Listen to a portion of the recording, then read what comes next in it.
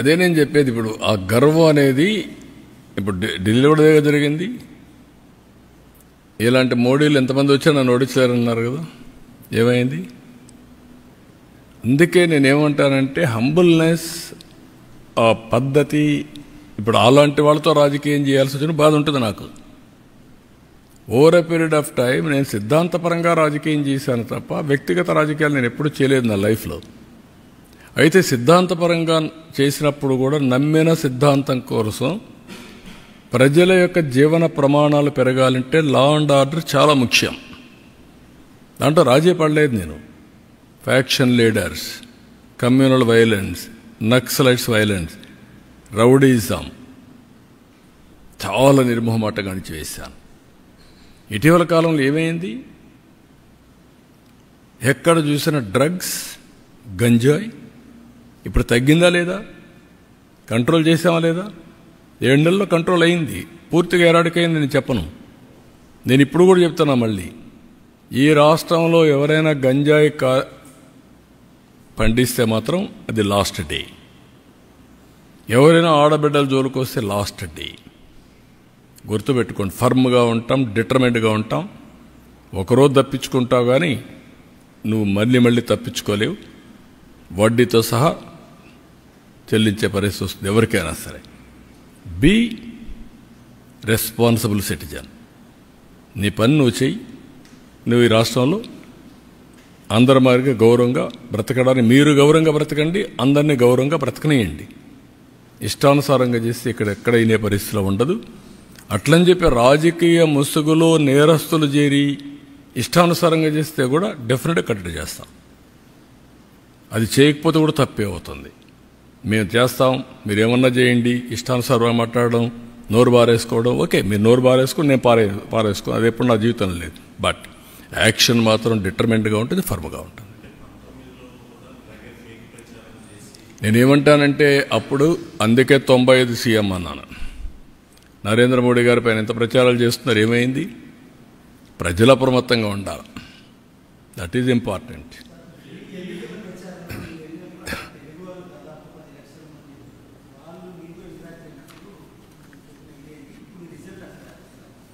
నేననేదంటే నేను పోయిన దానికి వచ్చిందనేది కాదు. ఇది వెరీ క్లియర్, మీరందరూ గుర్తుపెట్టుకోవాలి. ప్రధానమంత్రి నరేంద్ర మోడీ గారి పైన నమ్మకం ఇది. ఆయన అవలంబించే మోడల్ ఈజ్ రైట్ మోడల్ అని ప్రజలు విశ్వసిస్తున్నారు. అందుకే 3 సార్లు గెలిచారు. గుజరాత్లో 5 సార్లు గెలిచారు. ఆ నమ్మకం అనేది అక్కడ ప్రజల్లో చైతన్యవంతమైన ప్రజానీకం. ఇప్పుడు మీరు అడుగుతున్నారు, అక్కడ మళ్ళీ వేరే వాళ్ళు గెలుస్తారని నమ్మరు. ఆయనకి ఇప్పుడే డౌట్, మళ్ళీ 2.0 వస్తానన్నాడు. అంటే మీకు ఇప్పటి నుంచే మళ్ళీ ఫియర్ సైకో స్టార్ట్ అయిపోతా ఉంది. వాడు వస్తే ఏమవుతుంది, మళ్ళీ నిద్రపోతామా లేదా, ఏమైపోతాం అంటే దాంతో మనం ఇంకొంచెం నర్వస్ అయ్యి ఇంకా ఎక్కువ తప్పులు చేయాలని చూస్తాం. I'm not interested in that. I want deal firmly everybody equally. కాబట్టి మీరు అన్ని దాంట్లో ఒకటే గుర్తుపెట్టుకోవాల్సింది ఏంటంటే model is same, people are different. But ultimately every citizen is thinking same. యూనిఫామ్గా అదే ఆలోచిస్తాడు. ఓసారి మోసపోతారు. మోసగాళ్ళు ఉన్న దగ్గర మోసపోతారు. మోసగాళ్ళు లేకపోతే కొంచెం స్ట్రైట్గా పోతూ ఉంటారు. అది వచ్చింది. దాన్ని ఇప్పుడు ఎక్స్ట్రా ఎఫర్ట్ పెట్టాలి. ఇక్కడ ఈ పొలిటికల్ పొల్యూషన్కి ఈ ఇంటర్నెట్లో పెట్టే, సోషల్ మీడియాలో పెట్టేదంటే నేను ఎక్స్ట్రా ఎఫర్ట్ పెట్టాలి everyday. That is biggest task. నేను అందరికంటే బాగా పనిచేసి సంపద సృష్టిస్తానని చెప్తున్నాను. నీ సంపద ఎవరికి కావాలి? నువ్వు కక్ష తీర్చుకో, లేకపోతే నన్ను తిట్టు అంటే నేను ఎక్కడ తిట్టగలుగుతానవన్నీ? రాజకీయాల్లోకి వచ్చింది పబ్లిక్ని తిట్టడానికో లేకుంటే చేయడానికి కాదు కదా. దుర్మార్గుల్ని హ్యాండిల్ చేయాలి. No question of compromise. అవినీతి పరులు గుండెల్లో నిద్రపోవాలి. No question. At the same time political victimisation ఏం రాలా. నా life is not meant for that. కానీ అండర్ ఎస్టిమేట్ చేసి నాతో ఆడుకోవచ్చు అనుకుంటే మాత్రం నేను కూడా ఒక్కొక్కసారి మోసపోతాను, కానీ ఎప్పుడు మోసపోను. అప్రమత్తంగా ఉంటే ఎవడు ఎక్కడ పెట్టాలో అందరిని అక్కడ పెడతాం. వైఎస్ జగన్మోహన్ రెడ్డి గారి నామస్మరణ చేయటాన్ని నిజంగా చంద్రబాబు నాయుడు గారి యొక్క వయసు మీద పడిన విధానం కనపడుతుంది స్పష్టంగా. అంటే చంద్రబాబు నాయుడు గారు అమరావతిలో ప్రెస్ మీట్ పెట్టినా వైఎస్ జగన్మోహన్ రెడ్డి నామస్మరణే, వాళ్ళ బ్యాచ్ అందరితో కూర్చొని మాట్లాడుకున్న వైఎస్ జగన్మోహన్ రెడ్డి గారి నామస్మరణే, కేబినెట్ మీటింగ్ జరుగుతున్న వైఎస్ జగన్మోహన్ రెడ్డి గారి నామస్మరణే, ఢిల్లీ వెళ్లినా వైఎస్ జగన్మోహన్ రెడ్డి గారి నామస్మరణే, దావోస్ వెళ్లినా వైఎస్ జగన్మోహన్ రెడ్డి గారి నామస్మరణే. ఏబిసిడీలో ఎక్కడికి వెళ్లినా వైఎస్ జగన్మోహన్ రెడ్డి గారిని స్మరించుకోకుండా ఈ రాష్ట్ర ముఖ్యమంత్రి ఒక్క అడుగు కూడా ముందుకు వేయలేకపోతున్నాడు. ప్రజలకిచ్చిన మాటను నిలుపుకునే విషయంలో ఘోరంగా విఫలం చెందిన ఈ కూటమి ప్రభుత్వ నాయకుడైన శ్రీ చంద్రబాబు నాయుడు గారు అది మేనిఫెస్టో అని ప్రజలు వారు చెప్పిన మాటను నమ్మి వారిని గెలిపించారనే విషయాన్ని మర్చిపోయి దాన్ని ఒక మనీఫెస్టోగా మార్చేశారు.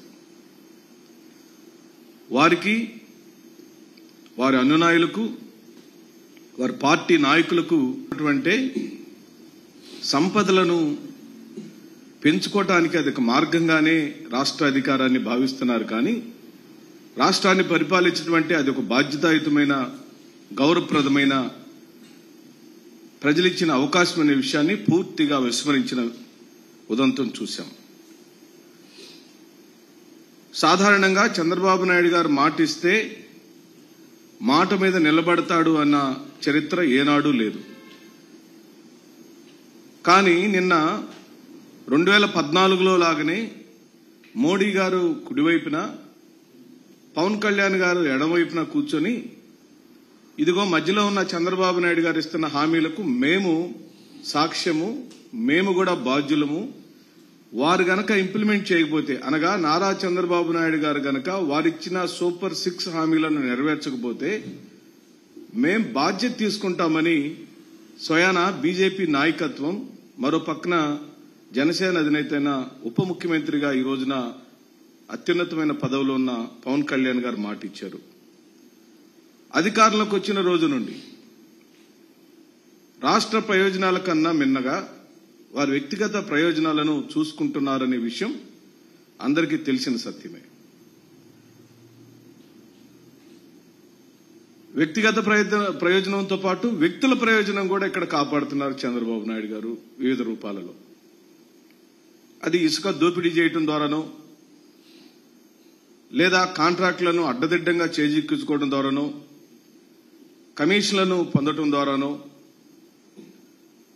ఓ చిన్న సర్టిఫికెట్ కావాలన్నా సచివాలయాల్లో, ఎంఆర్ఓ ఆఫీసులో, ఎండిఓ ఆఫీసులో లంచాల ద్వారానో పూర్తిగా గ్రౌండ్ లెవెల్లో ఈ కూటమి ప్రభుత్వ పరిపాలన భ్రష్టు పట్టిపోయిందని ప్రకటిస్తుంది వైఎస్ఆర్ కాంగ్రెస్ పార్టీ. ఓ పక్కన లంచాల మయంతో రాష్ట్రాన్ని దిగజార్చి, ఇంకో పక్కనేమో ఎన్నో ఆశలు పెట్టుకున్న యువతలకు చాలా సులభంగా ఉద్యోగాలు ఇవ్వాల్సిన చంద్రబాబు నాయుడు గారు వేల కొద్ది ఉద్యోగాలు నేను సృష్టిస్తాను, నేను తెస్తాను, నాకు అపారమైన అనుభవం ఉంది, నేను ఉద్యోగాలు వేల కొద్ది తెచ్చిస్తానన్న చంద్రబాబు నాయుడు గారు ఈ రోజున డ్రగ్స్ ను, గంజాయిని, ఎన్డీఎంఏ డ్రగ్స్ లను పూర్తి స్థాయిలో కూరగాయల షాపుల్లో దొరికినట్టుగా గంజాయి, డ్రగ్స్ యువకులకు దొరకటాన్ని వైఎస్ఆర్ కాంగ్రెస్ పార్టీ పూర్తిగా ఖండిస్తూ, విచారం వ్యక్తపరుస్తూ, ఓ పక్కనేమో హామీలను తుంగలో తొక్కటం, ఇంకో పక్కనేమో యువకుల యొక్క జీవన విధానాన్ని చిన్నాభిన్నం చేయడంతో పాటు కాకి లెక్కలు చెవటం మొదలుపెట్టారు.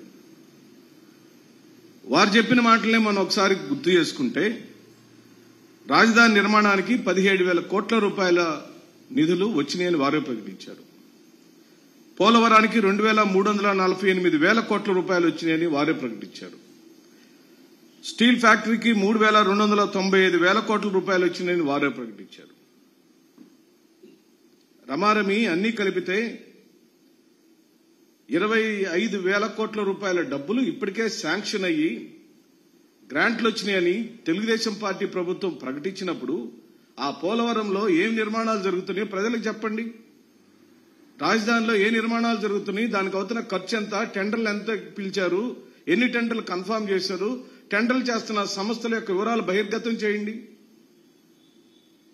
స్టీల్ ఫ్యాక్టరీకి సంబంధించిన పనులు ఏం స్టార్ట్ చేశారో, ఎవరికి టెండర్లు ఇచ్చారో, ఎవరు పనులు చేస్తున్నారో సమాచారం ఇవ్వమని డిమాండ్ చేస్తున్న వైఎస్ఆర్ కాంగ్రెస్ పార్టీ ఈ 9 నెలల కాలంలో ఏ ఒక్క హామీని నెరవేర్చకుండా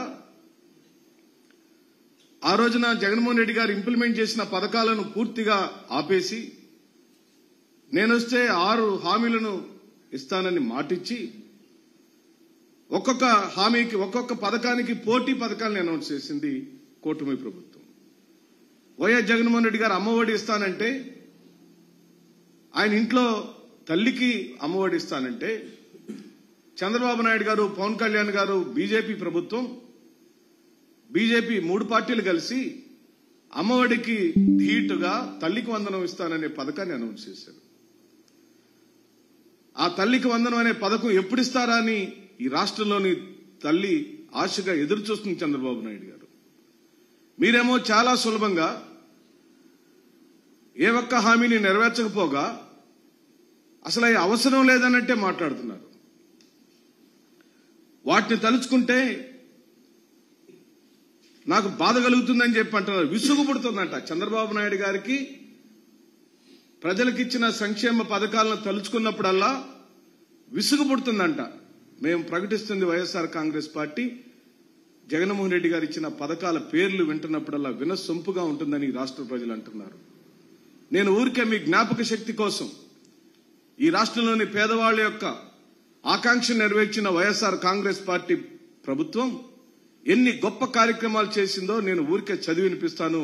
ఓ అమ్మఒడి, ఓ ఆసరా, ఓ ఆరోగ్యశ్రీ, ఓ ఈబీసీ నేస్తం, ఓ కాపు నేస్తం, నాడు నేడు పేరుతో స్కూళ్ల భవనాలను ఆధుకరించిన విధానము, ఓ జలయజ్ఞం, ఓ రైతు భరోసా, ఇళ్ల పట్టాలు, 0 వడ్డీకే రుణాలు, ఫీజు రియంబర్స్మెంట్, ఆసుపత్రుల నిర్మాణం గ్రామాల్లో జరిగిన విధానం, పోర్ట్లు, హార్బర్లు, ఆర్బీకే సెంటర్లు, గిట్టుబాటు ధరలు, డిజిటల్ లైబ్రరీలు, విద్యా, వైద్యం, వ్యవసాయ రంగంలో తీసుకురాబడిన అనేకమైన సంస్కరణలు. వీటిని మీకు విసుగు ఎందుకు తెప్పిస్తున్నాయో మాకు అర్థం కావటం లేదు. ఏ ప్రభుత్వమైనా ఎవ్వరు కూడా ఈ జగన్మోహన్ రెడ్డి గారు కానివ్వండి, చంద్రబాబు నాయుడు గారు కానివ్వండి, ఏ ప్రభుత్వ అధినేత ఎవ్వరు జేబుల్లో నుంచి ఏ ఒక్క కుటుంబాల డబ్బులు ఖర్చు పెట్టరు. రాష్ట్ర ఆదాయానికి సంబంధించిన డబ్బులన్నిటినీ సమకూర్చుకొని రాష్ట్ర వనరులన్నిటినీ సమకూర్చుకొని వనరుల్లో నుండి అట్టడుగు వర్గాలకు, కటిక పేదవాళ్లకు, ఆ రోజుకు అన్నం లేని వాళ్లకు, ఏ రోజుకు ఆ రోజుకు కూలి పని చేసుకునే వాళ్లకు నేను అధికారంలోకి వస్తే నిన్ను ఆదుకుంటానని మాట చెప్పింది ఆనాడు వైఎస్ జగన్మోహన్ రెడ్డి గారి ప్రభుత్వం. వాటి పేరే నవరత్నాలు. మేము పూర్తిగా విజయవంతమని చెప్పి ప్రకటిస్తున్నాం. 2,73,000 కోట్ల రూపాయలను డీపీటీ సిస్టమ్ ద్వారా బటన్ నొక్కాడండి. నీకు ఆ బటన్ నొక్కటం అనేది వ్యంగ్యమైపోయింది. ఈ రోజున మీడియా సోదరులైనా లేదా తెలుగుదేశం పార్టీకి, కూటమి ప్రభుత్వంకి అనుకూలమైన మీడియా సంస్థ అధినేతలైనా మేము సూటిగా అడుగుతున్నాం. వైఎస్ జగన్మోహన్ రెడ్డి గారు బటన్ నొక్కడం ద్వారా ఇచ్చిన సంక్షేమ పథకాలు తప్పు అని మీరు అందరూ ఏకధాటిగా ప్రకటించండి, మేము ఒప్పుకుంటాం. అదే నినాదంతో మళ్లీ గ్రామాల్లోకి పోదాం. ఒకవేళ జగన్మోహన్ రెడ్డి గారు ఇచ్చిన నవరత్నాల పథకాలు ఇప్పుడు నేను చదివిన పథకాలన్నీ వ్యర్థమైతే, విసుకైతే, వేస్ట్ అయితే నువ్వెందుకు సూపర్ 6 హామీలు ఇచ్చావు? అది నీకు విసుగు పుట్టిస్తుంటే నువ్వెందుకు ఏలూరు సభలో సూపర్ 6 ప్రకటించావు? తల్లికి వందనం ఇస్తానని ఇంట్లో ఎంతమంది బిడ్డలుంటే అంతమంది బిడ్డలకు నీకు 15,000, నీకు 15,000 ఎందుకు ప్రకటించారండి? ఎవరు చెప్పారు మీకు? ఎవరు అడిగారు మిమ్మల్ని? అదే పథకాలను అనగా వైఎస్ జగన్మోహన్ రెడ్డి గారి హయాంలో తీసుకురాబడిన పథకాలను యథాతథంగా మీరు ఇంప్లిమెంట్ చేసి ఉంటే ఈ రోజున మీకు మంచి పేరు వచ్చిండేది. చంద్రబాబు నాయుడు గారు మారిపోయారని ప్రజలందరూ భావించుండేవాళ్ళు. ఈ రోజున సీజన్ అంతా అయిపోయి సకాలంలో పంటలు చేతికొస్తే పంటలకు గిట్టుబాటు ధరలు లేక రైతన్నులు అల్లల్లాడిపోతున్నారు. ఇది ఫిబ్రవరి మాసం.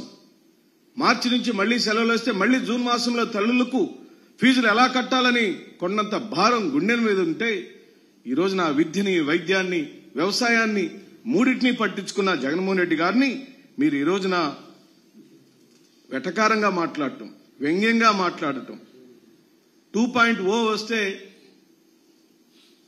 ఏంటి వారిని సైకో అని చెప్పి సంబోధిస్తారా? వైఎస్ జగన్మోహన్ రెడ్డి అనేటువంటి సంక్షేమ పథకాల దాత, సామాజిక న్యాయం అనే దాన్ని పరాకాష్ఠకు తీసుకెళ్లిన వాడు, ఈ సమాజంలోని అట్టడుగు వర్గాల గుండె మీద చేసుకుని మాకు ఒక ముఖ్యమంత్రి గారు ఉన్నారు, మాకు కష్టం వస్తే ఆయన ఉన్నాడని ఓ జాలరికి, ఒక కుమ్మరికి, ఓ ఇస్త్రీ బండి పెట్టుకునే వాడికి, ఓ కూరగాయల దుకాణం పెట్టుకునే వాళ్ళకి, రోడ్డు మీద బండ్ల మీద, తోపుడు బండ్ల మీద టిఫిన్ సెంటర్ నడుపుకునే వాళ్ళకి, ఓ జాలర్కి, ఓ టైలర్కి, ఓ ఇమాముకి, ఓ క్రైస్తవ సోదరులైన పాస్టర్ గారికి, ప్రతి ఒక్కరికి ఆదుకుని నేనున్నానని చెప్పిన మహానుభావుణ్ణి నువ్వు సైకో అని సంబోధించిన ప్రతి క్షణం ఇన్ని వర్గాల యొక్క గుండె కోతకు మీరు కారకులవుతున్నారని చెప్పి మేమంటున్నాం.